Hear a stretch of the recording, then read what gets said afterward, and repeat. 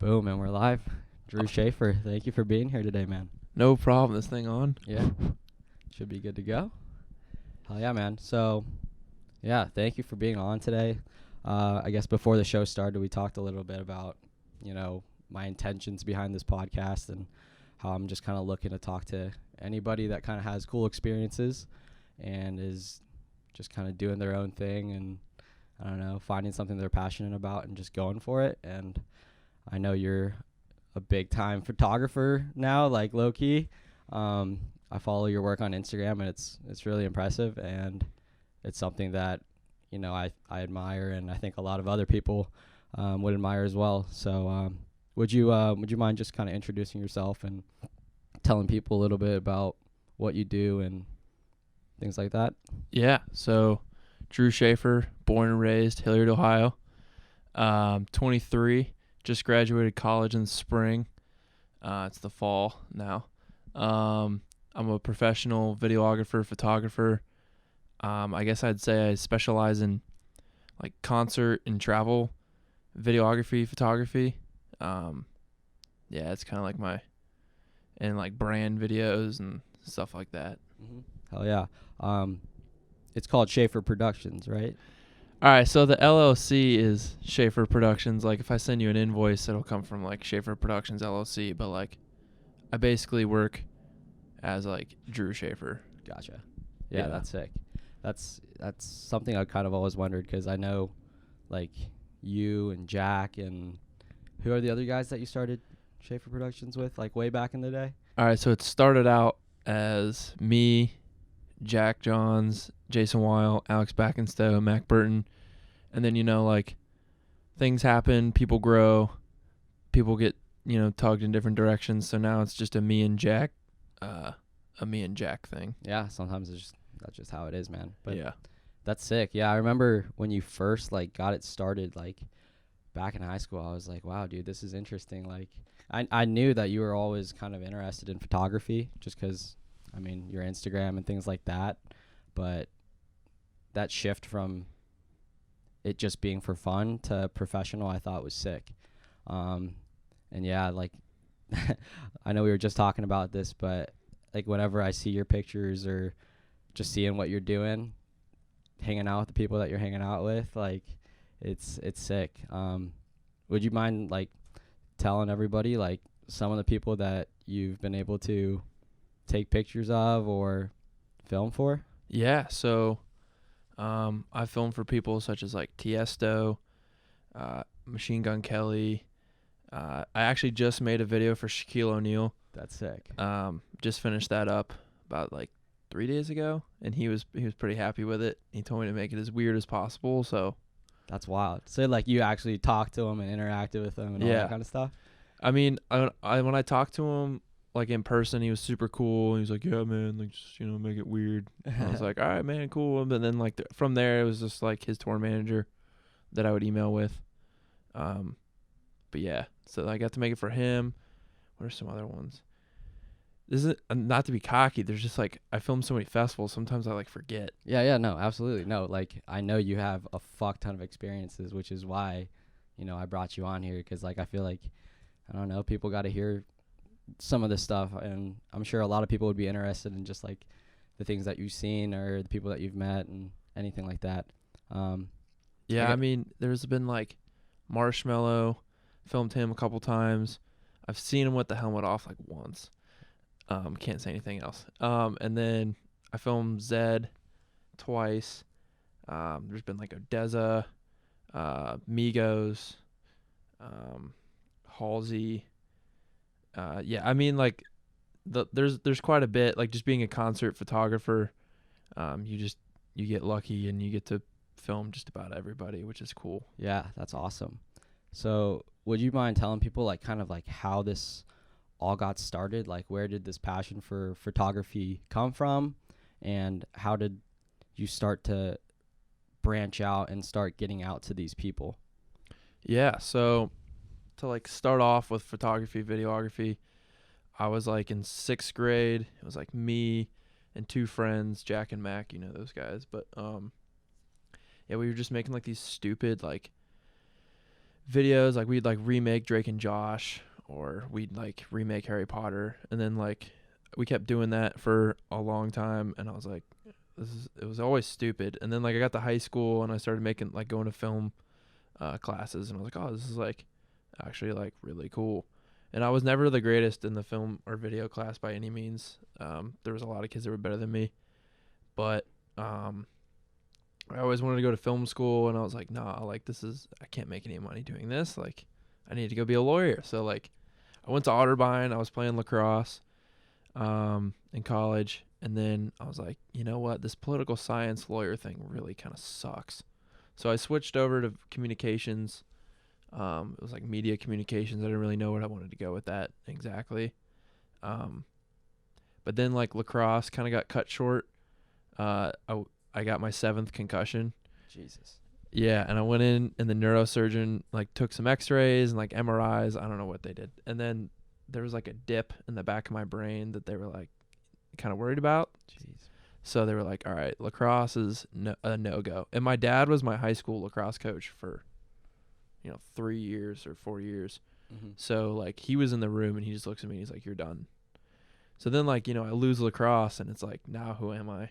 Right. Or whatever. So you like kind of lose your identity. And then, I'm sitting in my dorm room, and I remember watching like these like DJ concert recap videos made by Chris Yoder and Rory Kramer, shout out. And then I was like, yo, this is dope. Like this is really cool. And I was sending it to all my friends. I'm like, guys, these guys they travel with the chain smokers, and they're like, they're making all these videos for concerts, and it just looks like they're having a good time. So I was like, I really wanted to do that, but I had no idea how to get into it. So like wanted to do it obviously, but didn't know. So I just, started going to music festivals. I'd take my camera. I made like a vlog of like, here's Breakaway, or whatever. It got like 3,000 views in a night, which was more than the actual recap video that they made. So that was kind of cool, but that didn't really get me anywhere. And then there was a photographer named Alex Varsa who had shot Chance the Rapper, and I DM'd him, and I was like, yo man, like how do you do it? Like what do I do? What can I like? Can I help you out? Is there something? And he's like, honestly man, like go shoot these clubs in town for free, find a local artist, shoot it for free. Everyone from then on that I talked to was like, just shoot it for free.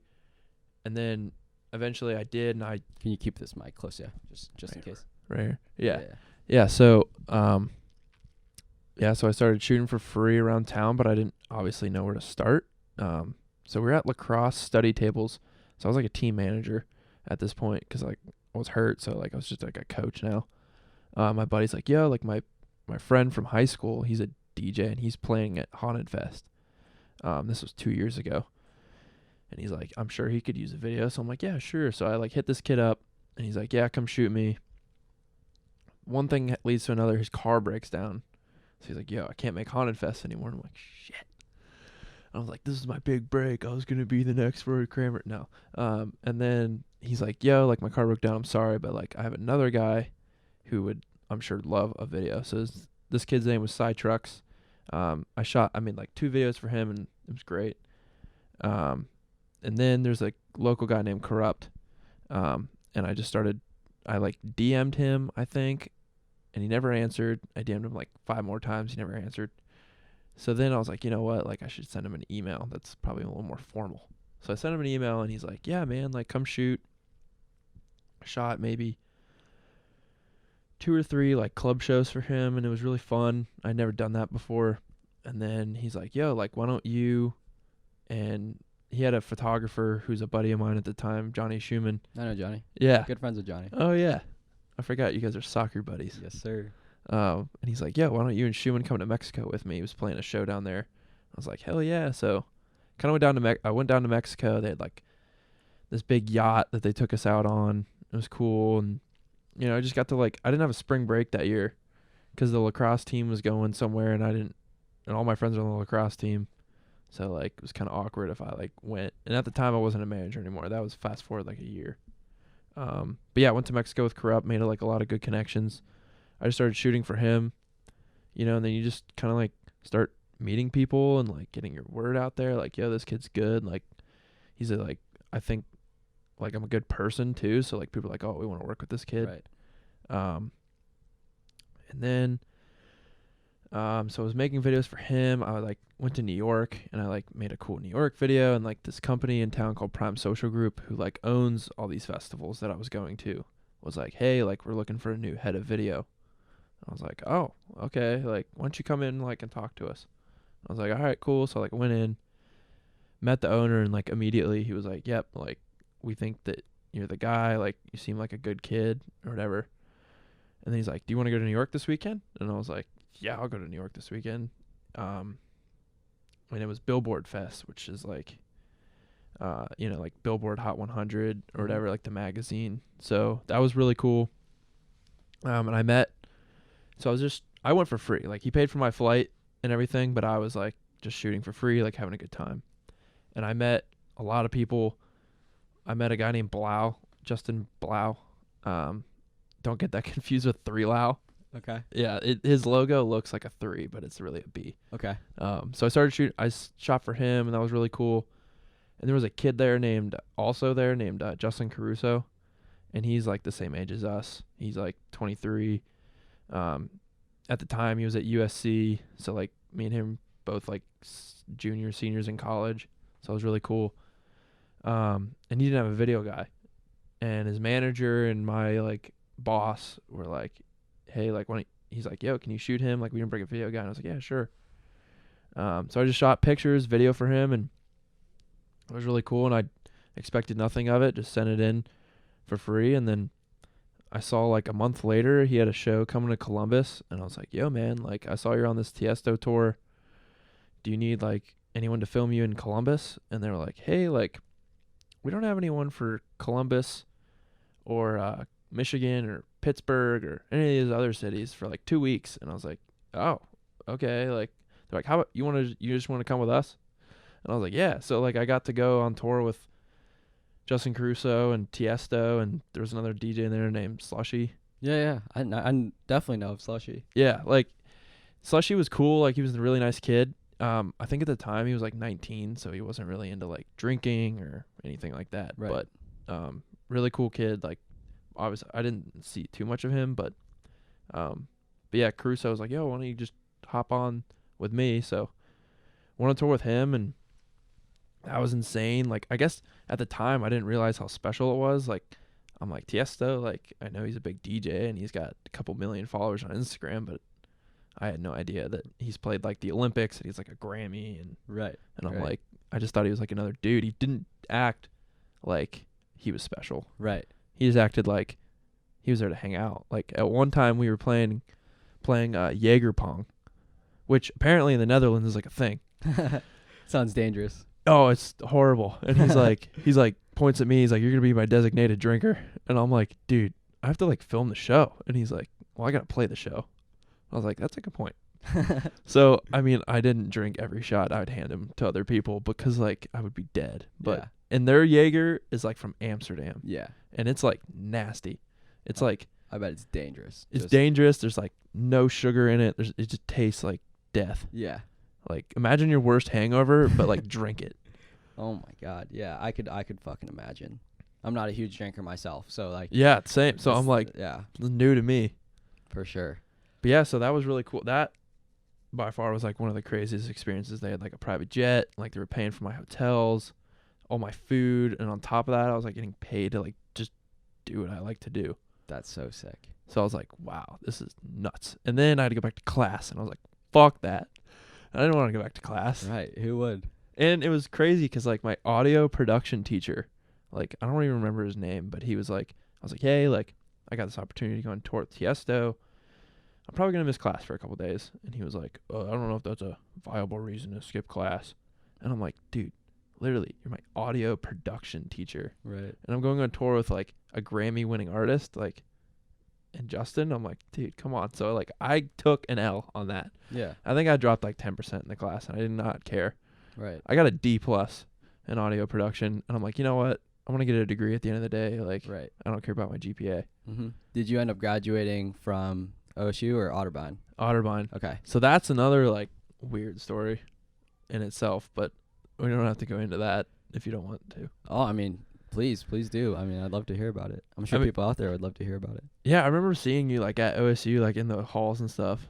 But then like, so I went to so when I got hurt in lacrosse, I was like, there's nothing here for me at Otterbein. Like, I mean, I think every athlete goes through that. And I was like, I'm gonna transfer to OSU. There's bigger things here, and obviously there is. Like, it's a big school, like a lot of opportunity. But came to OSU. First couple weeks, I was pretty miserable. Like, Otterbein was like 30-person classes max. Yeah. Come to OSU, it's like my film class was like 600 kids. Yeah. I was like, I can't do this. So then I knew I wanted to transfer back to Otterbein, like pretty early, like a month into OSU.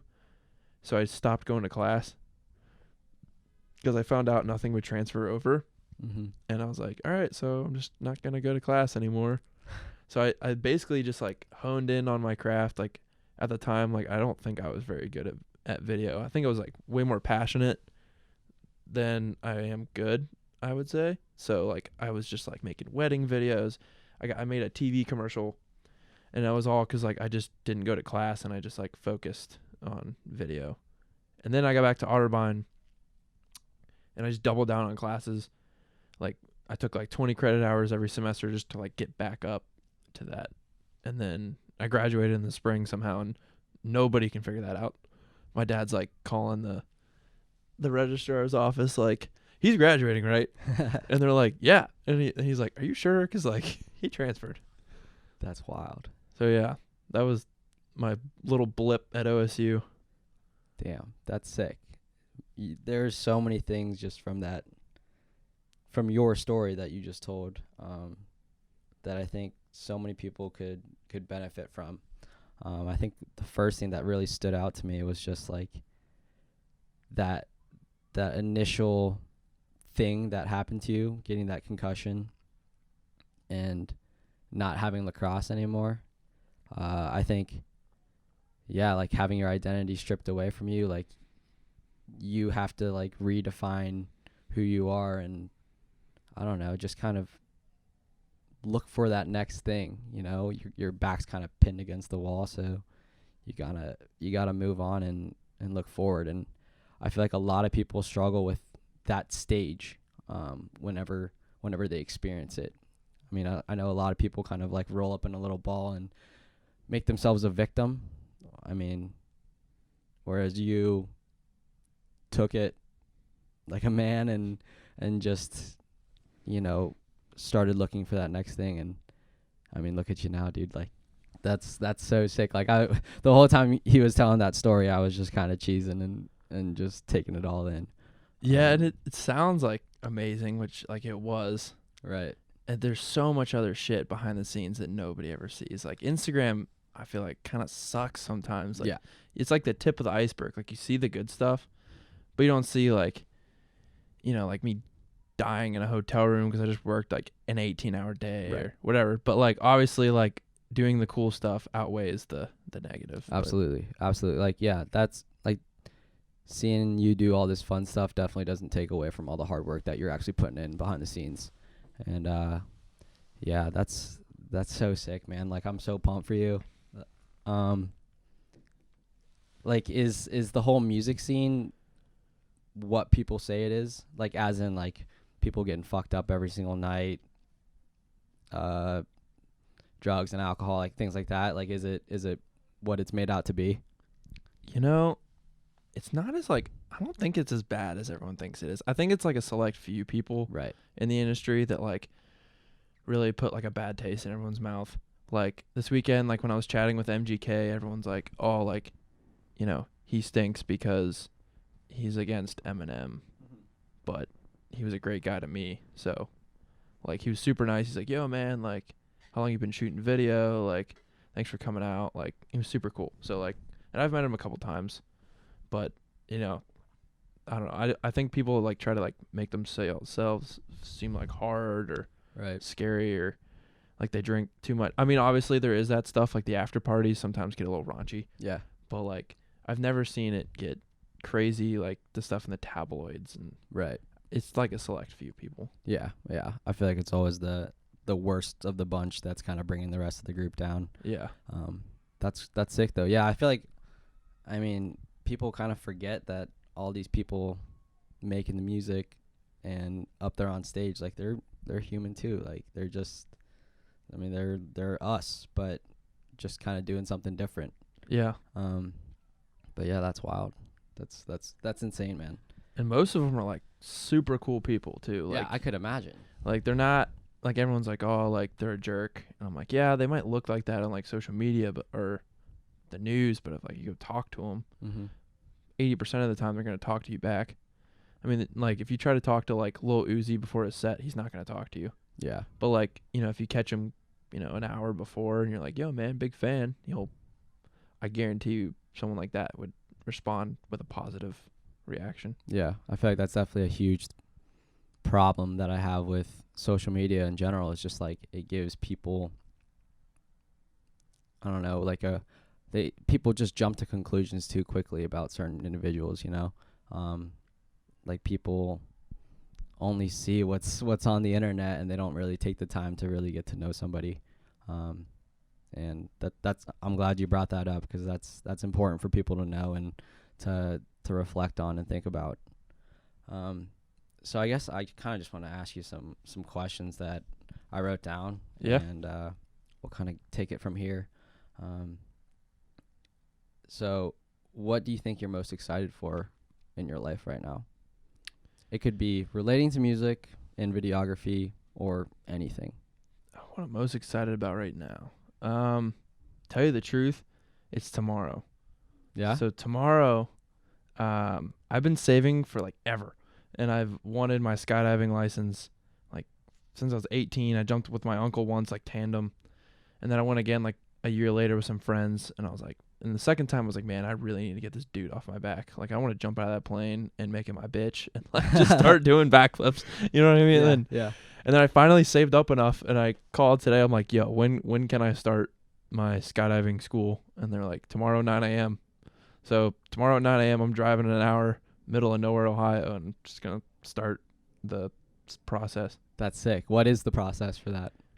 So as far as I know, you had to do one tandem jump, and I've done two, so I don't have to do that. And then over the phone, they said there was like a 6-hour like class tomorrow, and I don't know exactly what that involves. It's probably written test, I would assume, like instructions. And then I've done a little bit of research, and I know that, you know, you'd start jumping. Like I could jump tomorrow if I wanted to. So there's a chance there might be a little bit of jumping, but they said there might be some bad weather. So I'm not exactly sure, but then you have to jump 25 times, like with instructors, and then you can get your license. But it's like different stuff. Like this jump, we're going to learn how to backflip. This jump, we're going to learn how to roll. Like, or this jump, we're going to learn how to pull the parachute, which I hope would be first. Right. But you don't know. So yeah, I think that's the process as far as I know. Yeah. I've yet to go skydiving. I've been meaning to, but Dude, you got to the do it. opportunity just has not presented itself, I guess. Or I haven't gone out and found the opportunity to do that.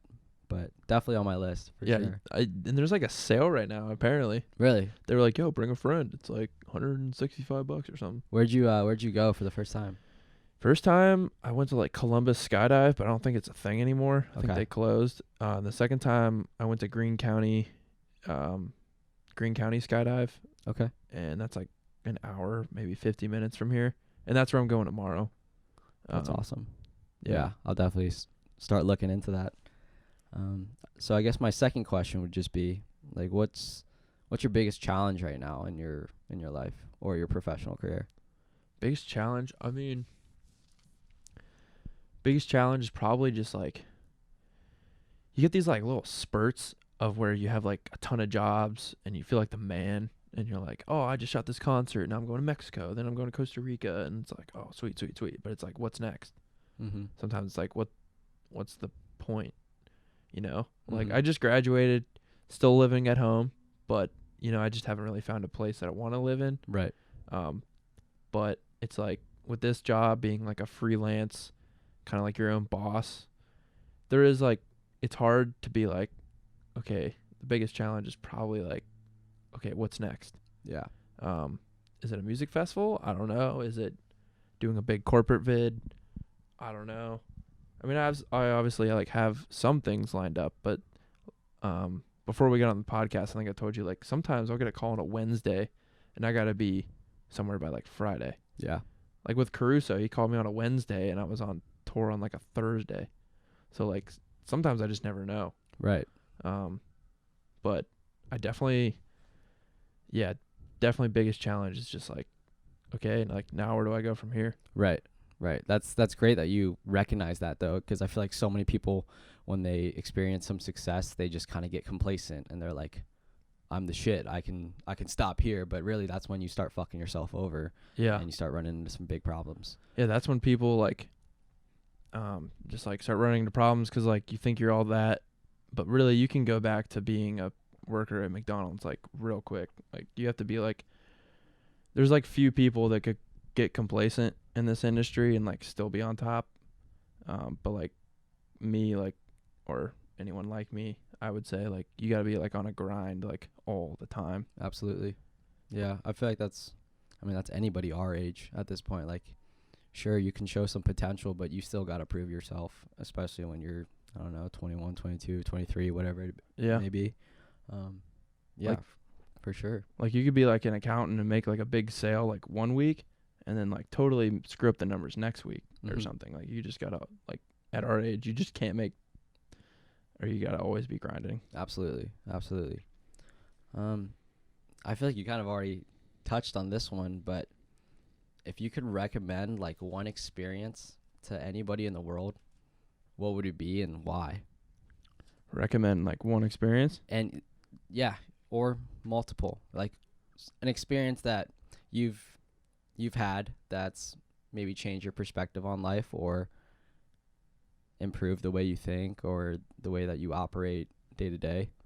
I would say like, you know, independence is like a really big advice I would give. Like when I travel, I'm like by myself most of the time.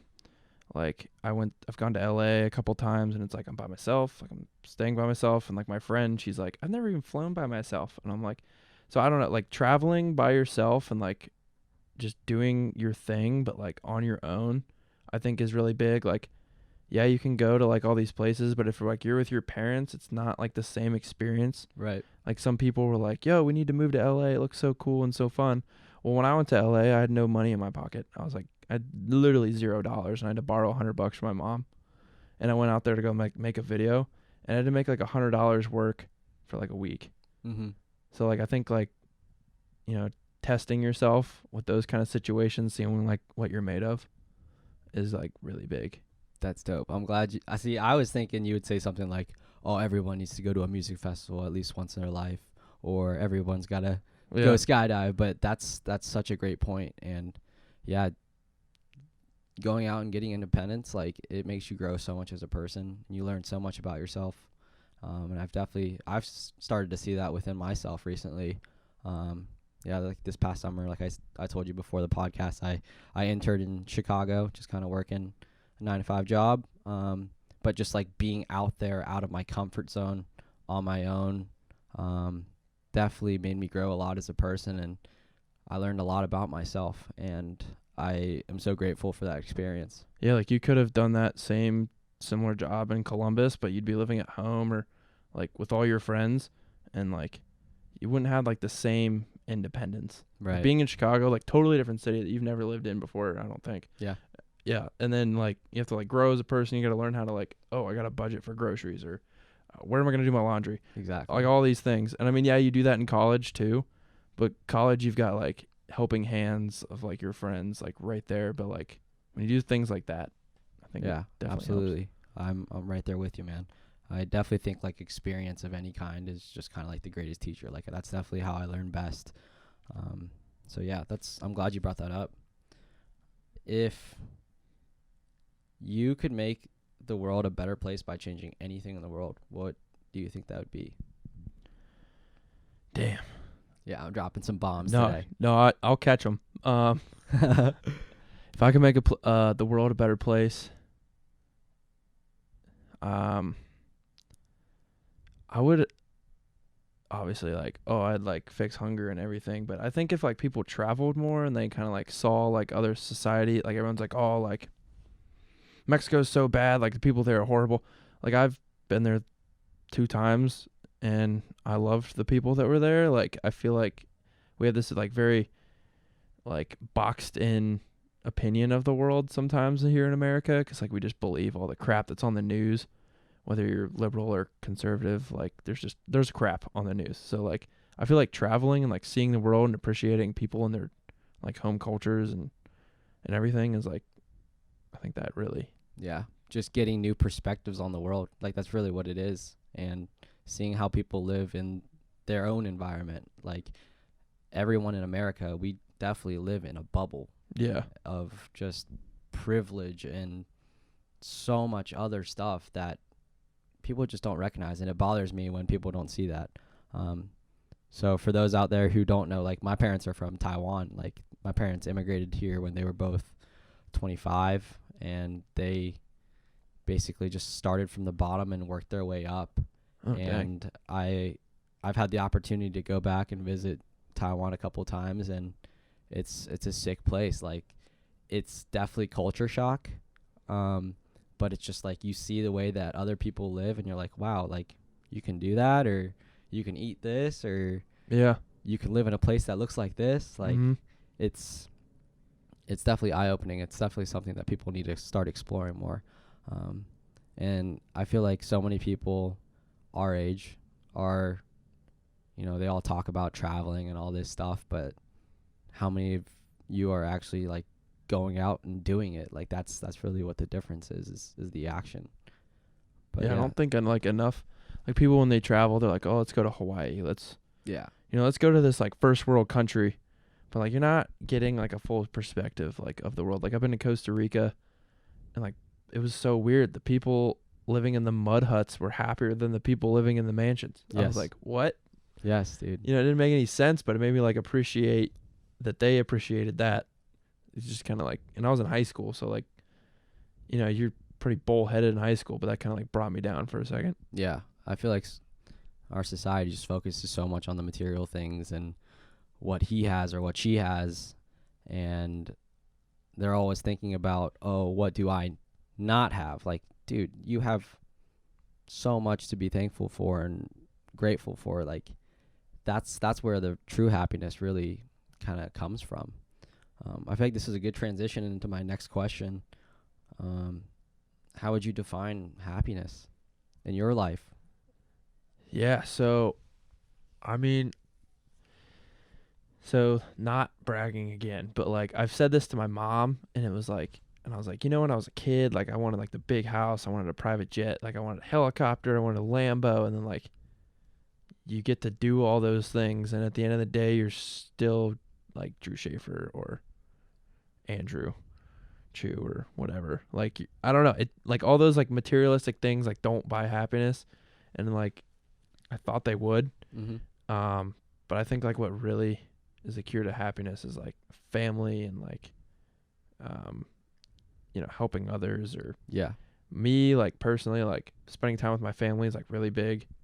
Or like I just shot a music festival in Charlotte, and I drove to Richmond, Virginia, which is like 5.5 hours from there, and I just spent like a couple of days with my family down there, because I was like I hadn't seen them in a while, and then like I'll come back and then I'll work on my videos. Like I don't know. But like also like video making is like that's like who I am, so like that really brings me happiness. Yeah. Just like being able to like do my thing, like when people are like, you can film whatever you want, make a video, and we'll be happy with it. That's pretty big for me. Yeah.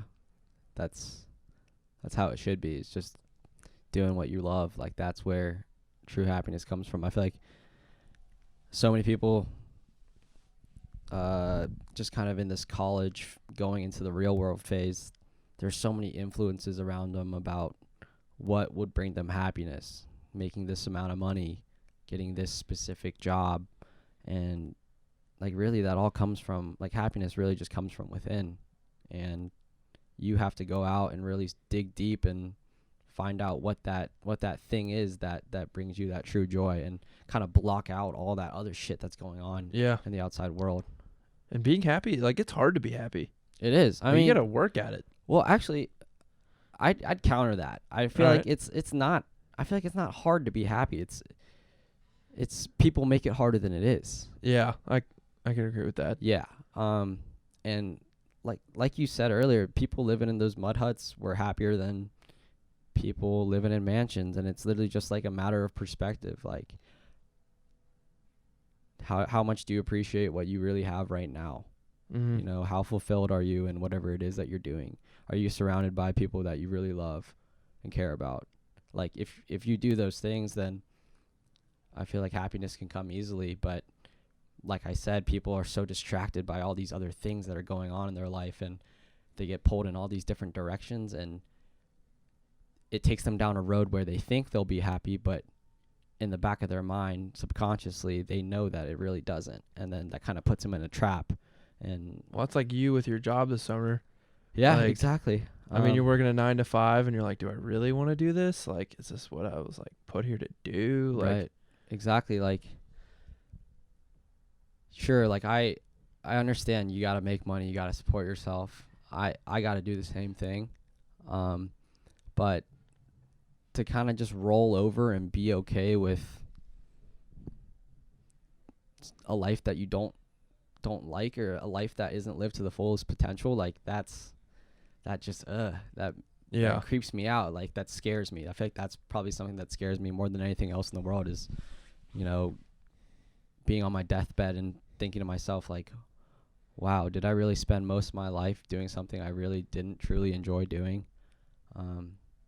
But yeah, like that's yeah. Like, def- my definitely friend, something she to just think got like about. a full-time job, and I'm like, is that really what you want to do? She's like, well, I need a job, and I'm just like, I know you don't have like a set plan right now, but I'm just like, man, like sitting behind a desk all day just because like you feel like you have to, that would drive me nuts. Yeah, I yeah, don't. that's exactly how I was. And don't get me wrong, I'm still kind of on that track to get a real job, but on the side, I'm working towards figuring out what that thing is that I really want to dedicate everything I have to. And that's another problem. Like, people just stop looking for whatever that thing may be, or whatever their true passion is. And it's like, dude, you have more than enough time to go work a basic job. Like, search for something that'll really bring you some joy and fulfillment, and give you a life that you're happy about. Yeah, like my dad, we have like the family company, like Shaffer Distributing. We do like stuff for like arcade games or whatever. But anyway, that doesn't matter. But he's like, yo, like I'll give you a job right out of college, and I'm like, no. Yeah. And it was like safe job, good pay, benefits, all that crap. And he's like, yo, job right out of college, let's go. It's there if you want it. And I'm like, well, I don't want it. Yeah. And like, it's like my name is like on that company, so like I could like one day I could be the owner, and I'm like, no, I don't. Like, that's so basic to me. But like my grandpa, who is the owner, he wanted to be a photographer back in the day. So like when I denied that because I wanted to be like this crazy photographer or whatever, I think he was like, okay, cool, like I'm into it. Yeah. So I think, That's sick. yeah, That's nice that you have that person to reflect on, and kind of pull from, and realize that, hey, this guy missed his opportunity, I should capitalize on mine. yeah, Yeah, like, I'm glad you brought that up, because I feel like so many people that are in that position, that have like that easy fallback plan, they all kind of just take it because that's the comfortable, easy thing to do. And one thing I've started to realize more and more as I've gotten older is how dangerous comfort is for your life. Like, so many people seek comfort and like easiness in whatever it is that they're doing, but really, like, comfort disguises itself as just like something that's your best friend, but really it's the devil. yeah. And on the Yeah. other hand, discomfort is really what you should be trying to search for, and Yeah, and when you're push like through. discomfort, you're like motivated. You're like, okay, like I need this next job. Like Right. when I got home from Charlotte, I'm like, I've got some stuff lined up, but like, shoot, I need like something else. Like Yeah. I need something. So I like just started like hitting up like all these travel agencies, and I'm like, yo, like let's make a vid. And they're like, all right, cool. So I'm like, I don't know. Yeah, pressure makes diamonds, man. Yeah, Right? exactly. um, I've never actually heard that term. pressure makes diamonds. Yeah, I like that. Really? Damn, I've never heard of that one. I didn't think that was original, but I'm My glad- buddy, glad you- this is the complacent part. This is my complacent part. My buddy always goes, well, there's always tomorrow. Like Yeah. as a quote. And I'm like, no, that's a No. terrible idea. That's not. Yeah, that's not the way to go. He doesn't mean it, but like, it's just like people joke about it. And I'm like, the fact that that's even like a saying. Right. But the more you start joking about it, the more you start believing it. Yeah. You know, and then that just one thing leads to another, and you haven't taken any steps towards where you need to be going. Exactly. Yeah.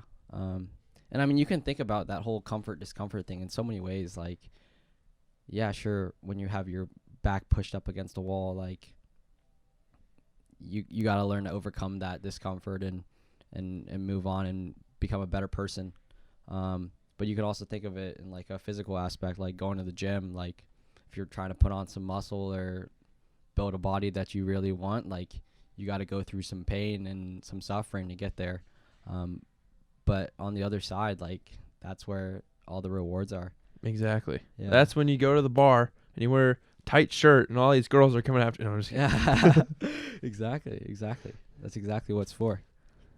So I know you kind of already touched on this a little bit as well.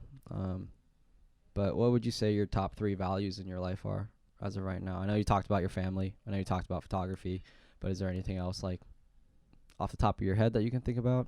Yeah, just like family, friends, and work. Like I just try to like keep those as close as possible. Like I'm the type of kid like I hate being alone. So like if I'm not hanging out with my family, I'm like, oh, I'm going over to Jack's house, or like I'm going over to somebody's house and we're gonna hang out. Like I always love to be like around people. Mm-hmm. So like I think I value like my friends and family around me like really closely, but I also like value my work, obviously. But I won't value work more than family and friends. That's just not going to happen. Right. You got to find that balance. Like there's those people that I think like get lost in their work sometimes. And obviously like there's benefits to that.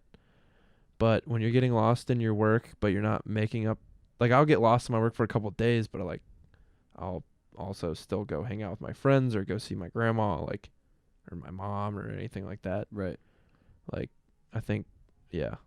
Yeah. I'd say, yeah, my biggest 3 things would definitely be family, friends. I kind of bunch family and friends together. Yeah. And then my health. And then trying to figure out whatever my thing is. Yeah, health And- would be like 3.5. Yeah. It would be like 3.5. On a scale of what? Oh, like you said top 3, so I'd be like, it'd okay, be like gotcha. 3.5. Okay. Yeah. Absolutely. Like I lift, I go to Mount like probably 3 times a week, 3-4 times. Mm-hmm. Probably not as much as you, but because I see you and Schumann at the gym and shit. Yeah. It's like that's just like my thing. I Yeah. guess like I get anxious as fuck if I don't move and do something active every single day. Mm-hmm. And like I get real in my head too. Like I can't think straight. And like after I get a good workout in, that's when I kind of like reset and I can resettle myself into whatever it is that I'm doing. Yeah. Yeah. But I mean, I definitely think workouts have so many benefits. Like if I'm like pissed off at the world, I'm going to go listen to like some hard EDM and I'm just going to like pump out a lift. mm-hmm. And I think definitely feel way more better. Yeah. I guess to steal this from my inspiration, Joe Rogan, like I know he always talks about how like humans are like in the most primitive sense, we're meant to be constantly moving, and like we're kind of wired to deal with external stressors like possible predators that are trying to attack us, or just things that the external environment would impact on a human being. And now our lives have gotten so easy and comfortable that our bodies are like we still are kind of recognizing the stress, but we don't know how to get rid of it. And like I feel like exercising, getting active is really what helps you release whatever it is that is holding you back. I agree. Yeah. So I know you talked about how, I mean, being freelance, you can kind of go anywhere you want. If you could live anywhere in the world, where would it be? Whew. If I could live anywhere, Live anywhere. if I could like live anywhere and just be like, but still do my thing, I've never been to Hawaii, but I think that would be really cool. Or the Outer Banks, North Carolina. Mm-hmm. That's like my favorite place on the planet that I've been to. We vacation there every summer. Like, I don't know what it is about that place, but it feels like home. Yeah. So if I could like live there and there was a functioning airport, which there isn't. Like you have to drive 12 hours to get there. Yeah. But if there was a functioning airport there, I'd work out of there. That's it. If I could. Yeah, like Lake Tahoe, the place I was just at over fall break. Like that is like my place. Yeah, that would be that is my sick. home base. Yeah, every time I'm there, it just feels right. Like I just love having the opportunity to be outdoors, to go hiking in the summer, to go swimming in the lake if it's warm enough. And that water is like super clear, Dude, right? it is the most pristine thing I've ever seen in my life. That's And insane. I hope it stays that way for forever. Is that it right there? No, that's actually not it. So we're talking about a little tapestry that I have in my room, but I really don't know where that is. I really wanted a tapestry with some mountains, just 'cause I mean, that's my thing. But looks like Canada maybe. yeah, Alaska. someone told me that it might be Colorado, but it didn't say when I bought it. Either way, it's dope. Yeah, thank you. But yeah, there's something about the mountains, man. They just Oh, fucking yeah. get me. You snowboard or ski? I snowboard. Okay. Yeah, so I'm trying to go to a place where I can snowboard anytime I want. Or What's at the least anytime I favorite want to. place you've been to snowboard? Lake Tahoe. Lake Tahoe. I went to Heavenly and North Star my freshman year of college, and like that was my first time ever riding at like a big mountain, like a real mountain, Yeah. and it was just an absolute game changer. Yeah, it's not like freaking Mad River that we have No. here. No. Yeah. For those who don't know, Mad River is just like this hill that we have in Ohio that is like what 500 feet. Yeah, it's like they call it Mad River Mountain. Should be Mad River Hill. 'Cause Yeah. it's just a hill. Yeah, it literally takes like 3 minutes to get up on the lift and 30 seconds to ride down. Yeah, riding down, you get down faster than you could.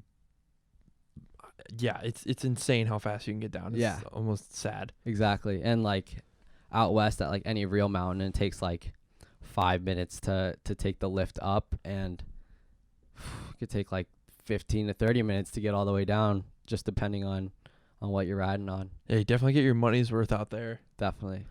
Yeah, and this past winter break, I was at Keystone and Arapahoe Basin What is that? in Dillon, Colorado. Oh, okay, dope. Yeah, so that was a good time too. But yeah, man. Yeah, you go every chance you get, you're out west. Every chance I possibly get. Yeah, So I think so if you all right, questions getting fired back. If you could live anywhere, it'd be Lake Tahoe, right? it would be like Tahoe. Okay. Yeah, as of right now. But like we were talking about earlier, I got to get out and see some other things too, to really make a good decision on that. But yeah, as of right now, I would definitely pick Lake Tahoe. That's sick. Yeah. So I guess this question's a little bit more personal. Here we go. But I think it's a fun question. If you could describe your dream guy, I almost said dream guy. I mean, if you're into that, that's cool too. But if you could describe your dream girl, what would that look like? Oh, damn. My dream girl, definitely a girl that's like down to travel a lot and likes to like be photographed or videoed, because if I have a hot girlfriend and I love you, I'm going to show you off. Like, sure. That's what I do. So, girl that's definitely down to do that. Girl that's definitely like into my weird as hell humor. Like, I look like cool on Instagram, but trust me, I'm like 12 years old at home. It's bad. Right. Aren't we all? Like, Yeah. Everyone's still a kid at heart. So a girl that's like down to travel, isn't somehow attracted to me with my weird ass humor and likes to be photographed, something like that. I've met a few of them, but no one's sticking to the wall. Right. We're in a good stage right now, just kind of Yeah, you're just trying to figure things out. Yeah, for sure. And we're in that weird stage where it's like, shoot, like I'm like 23, 22. Like if I date this girl, it might get serious. Yeah. And honestly, I feel like it should be serious at this point. I fucking hate the whole college scene of just hookup culture and all this kind of stuff. Like, yeah, I know. I mean, I guess some people are into it, but I mean, it's really not my thing. Like, I'm definitely like looking for something that would be real for sure. Yeah, and it's like, I think for people like you and me, like obviously you're investing into this podcast, I'm investing into video. So like when you invest into things, like it's hard to just like not give a shit about things or a girl. Like, right, everything's got to like add value to your life, you know what I mean? So like one night hookups is not like something that a guy that values things is gonna do. I agree 100%. Or if they do it, like they're not gonna be happy about it. They're not gonna be happy about it. I agree. I'm right there with you, dude. You don't have a girlfriend right now, do you? No. Okay. I'm just playing the field. Hey, that's how it should be. Are there any habits that you've developed just within the past 4 years or recently that have like improved your life in any way?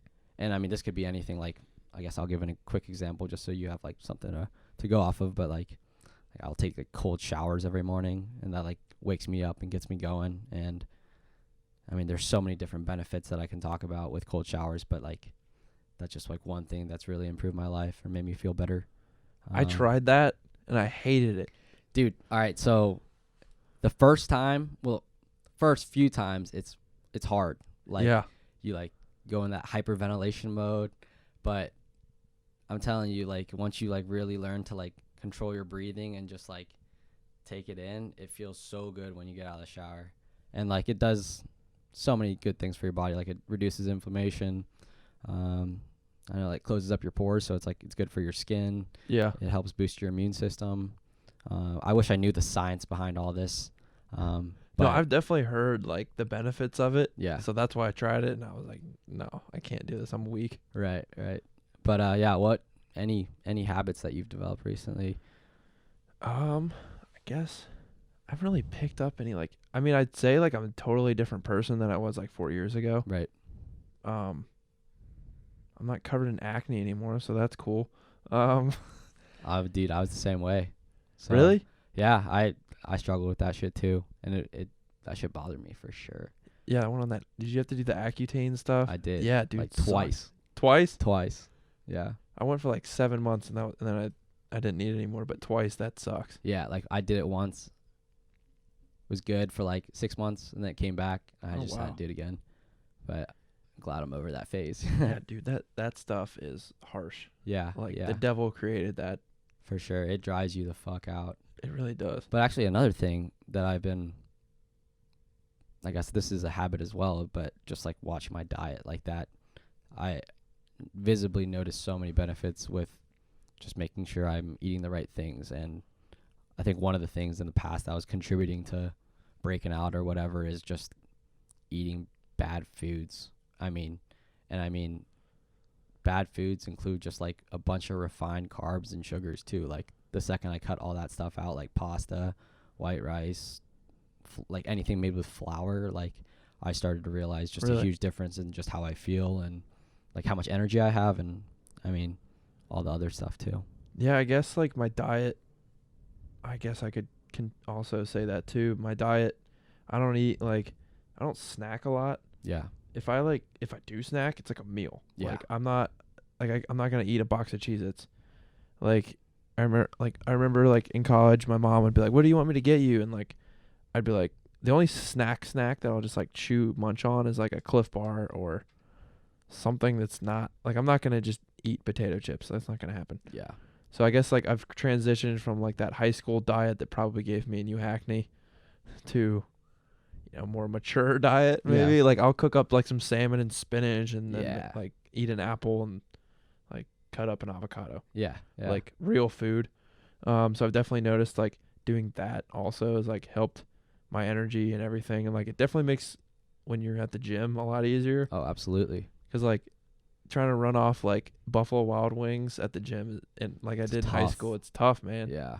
You feel like crap. Dude, like, I don't know about you. I'm sure you felt this too, but like, I can feel getting older. Like, so many of the little things that didn't bother me literally just like 1 or 2 years ago, like, it makes all the difference now. Like your diet and your sleep and exercise, like things like that.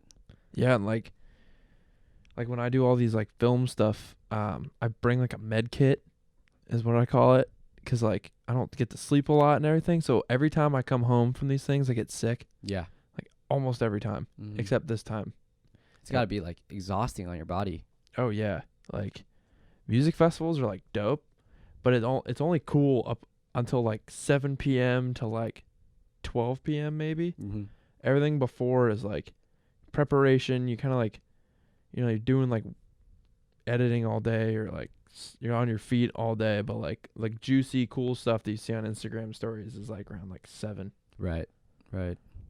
Yeah, like I'm obsessed with music festivals, man. Like Yeah, you went to Lala though, right? I went to Lala this past summer because, like I said, I lived in Chicago, and like my apartment was literally 10-minute walk to Grant Park and like the Bean and all that stuff. So I was like, I had to take advantage of it, and the lineup was sick. But like they killed it on the lineup. Oh, absolutely. But like I prefer like camp out music festivals better.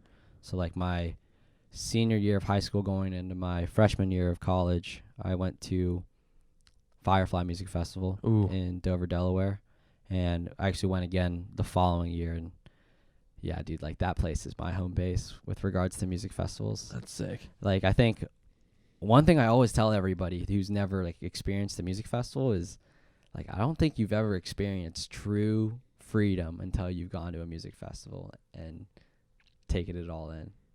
Like you would not imagine like the things that go down at music festivals, or like the way that you can feel at events like that, and like how awesome the people are around you too. Like that's also what makes it incredible. Yeah, because everyone at a music festival, I mean, you're all there for the same thing. Yeah. It's not like you're competing. You're just there to have a good time. Yeah, music festivals, I would also like say, like, if you haven't been to a music festival, like even if like EDM or hip hop isn't your thing, I would try to go to like a Bonnaroo or a Breakaway, a Lala. Yeah. Go to like something like that. Just get a group of friends, go to that, have a time, get drunk or whatever responsibly. Yeah. Whatever it is you like to do. But I would say like music festivals are definitely I thought that's what you were gonna say when I asked you, like, is there one experience that you could recommend everyone getting? But that'd be like number 2 or 3. Yeah, for sure. I'm glad I experienced that early on because, yeah, like I said, I did not know what true freedom was until then. And, like, it also made me realize what really matters in life. And it's like, sure, we all get stuck in this grind, but to have that escape and know that it's there, to be free, to be just, like, out there with your friends, listening to music, no showering for like 4 days straight. Yeah, you stink and everything. Yeah, but you're still literally the happiest person in the world. Like, oh yeah, no one would really understand that until you experience it. Like I filmed Electric Forest like 2 years ago, and that's like the mecca of camping. There's like 80,000 people or something like that. I don't know the exact number, but luckily I was staying in artist camping. Yeah. But like I like walked through like the GA camping, and I was like, wow, you guys are dedicated. Like I couldn't do it. Really? I don't know if I could do it. Hey, it's not for everybody. But like props to you guys that do that. Like I don't know if I could. I've never been a big camper. Yeah. I just love getting into like my primitive human mode where I'm in my element. I only have things I need, and everything else is just cut off. Like, one of the best things about music festivals, I think, is like I just kind of put my phone away and I'm just present the whole time. And so it's like it's tough to do that sometimes when you're just living everyday life. Yeah. Yeah. Fuck yeah, man. All right, I got one more. Yeah, shoot me with whatever questions. All right. What do you think your purpose in this life is? Dude, I've been asking myself that a lot lately. I have too. It's just and like, you don't have to have like, I mean, there is no right answer. That's why I like this question.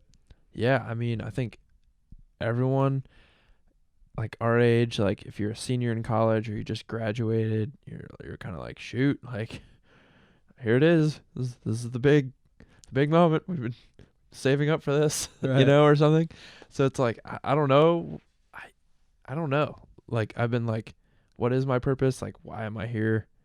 Um I don't know. What do you think it is? Like, I hope it's to make videos, but like sometimes I'm like I make all these videos and yeah, there's like they're cool, but like what's the meaning behind them? Like I really want to start getting into videos that with like a purpose.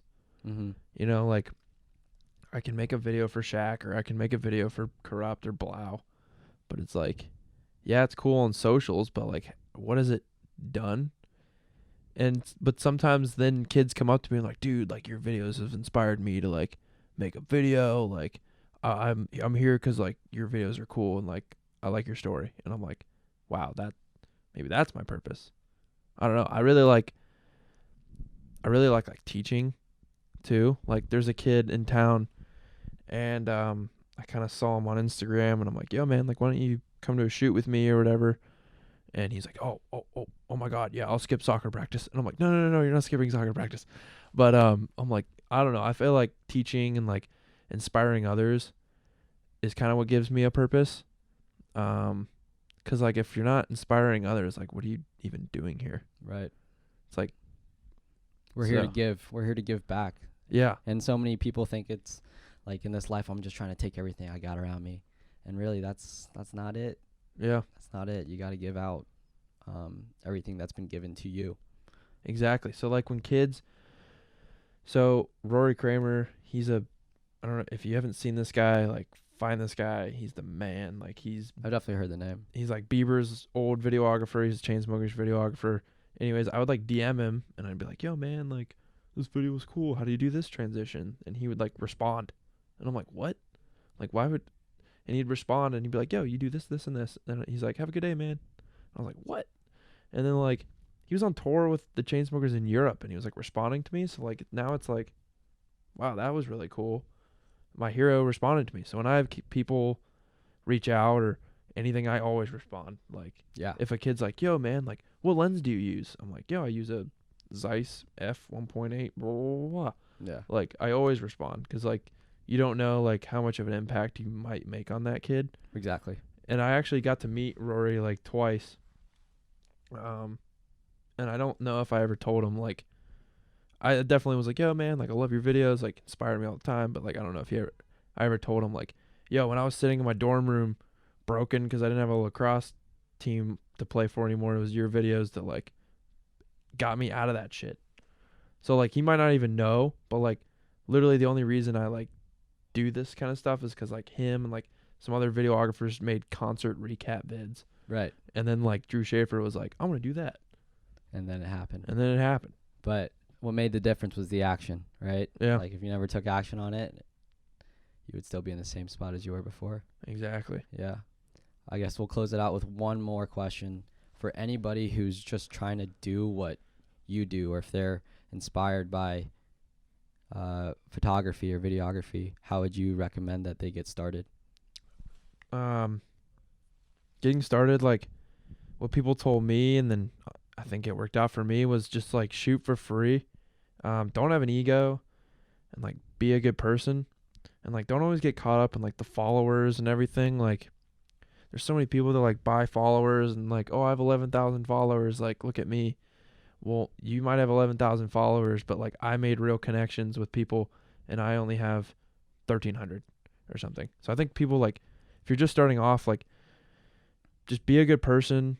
Like, you might have to do, like, videos for free for some artists, but just, like, it sucks. Like, you're going to have to pay for the rentals to get this lens that you want. If you want to go shoot this concert in Idaho or something, you might have to film a wedding so you can pay for the flight to get there. Like, you're going to, like, struggle for a while. Like it's not all sunshine and rainbows exactly, but there is, like, definitely lights at the end of the tunnel. But, like, when I was first starting off, like, I'd pay for my own gas. I paid for a flight one time. I was just like, I need to do this. Like, I don't care what it takes. So I think if you kind of have, like, a like an athletic, like when I lost lacrosse, I was like, well, I still have like this athletic mindset. Like you played soccer, you know. Yeah, I still Like, play soccer. oh, you still play? I play club soccer here. Okay, yeah, dope. Well, like, you know, like when you're an athlete, you can't just like stop being an athlete. Like it's kind of just ingrained into your brain. So I feel like when you take like an athletic mindset or a I'm not going to accept anything less mindset, like that really like propels you forward. Cause like I'll do a video for this guy and I'm like, well, I just did a video for him, but I need another one. Like I need another one. Like I need to win another game, like that kind of thing. But yeah, best advice, you know, be a good person. Don't worry about the followers. Work your ass off. Connect well. Work for free. Struggle. Cry. Get happy. Struggle some more. Struggle some more. Like literally, like I don't know how many like times I've gone through where I'm like, am I even like a good videographer? Like, nope, I'm not. I'm terrible. Like I'm just gonna quit. Like I remember being in Mexico the second time for a video. I was with a travel agency, and this was like one of my dream jobs. And I was like, yo, like I sent him like 50 emails, and then I like made him a video, and I said, this is the video that you need because like your website doesn't have one or something. And they're like, yeah, that's great. And then they're like, how about you come to Mexico with us? I remember like getting all the way there. I'm like, this is my dream job, is to like work for these guys. And I'm sitting on the boat and I'm like, is this even what I like want to do anymore or whatever? And I'm like so negative in my mind. I'm just like, I suck. I'm terrible. And like every videographer like goes through it and you're like it's never as bad as like you think it is either. Like there's times where I'm like, oh, my career's over. I'm gonna go work at the camera store. Like no, like I don't know. Like you just kind of like another advice would just be like you have to like push through that. And I think the people that can push through all that, I'm not good enough. The discomfort. The discomfort, yeah. If you can like push through the discomfort, that's what makes you a stronger person. That's what makes you like a harder worker, a better videographer. Like there's been times where clients are like, this video is crap. Like you suck. I'm not paying you. And I'm like, okay, maybe he's right. But like, no, he's not right. Like maybe you just need to try harder, or there was like a miscommunication with the video. Like they didn't like this text, but you thought they said this text or something. So like, just like best advice, just get through the discomfort and like stay positive. Fuck yeah, man. That's some great advice, man. And yeah, I'd say just advice in general with regards to anything that you're doing. Like I said, and like you said, don't focus on the followers. Block out all the other shit. Just do good work. If you're doing good work, the rest will come and take care of itself. Yeah. Yeah, for sure. True, dude. Thank you so much for joining me today. No problem, man. I hope you had fun. I had a lot of fun. Yeah, this is my first podcast. Yeah. So this is I'm like I told you this before the podcast, but this is something I'm still trying to figure out myself. And yeah, I appreciate you giving me some of your time to practice and to get better at this thing that I'm trying to work on. Hell yeah. Quickly, if people are trying to find you on social media, where can they go find you? So you can find me on Instagram. That's probably the best place. I post mostly everything on Instagram. It's Drew, DREW _ Shaffer, SHAFFER. Twitter, I think is the same tag, but I don't use Twitter. Instagram is definitely like the spot to find me. Sounds good. I would say. Thank you so much, man. All right. Peace out. Thank you. Fuck yeah, dude. Hell yeah, man. Thanks for having me on. No problem. Where'd you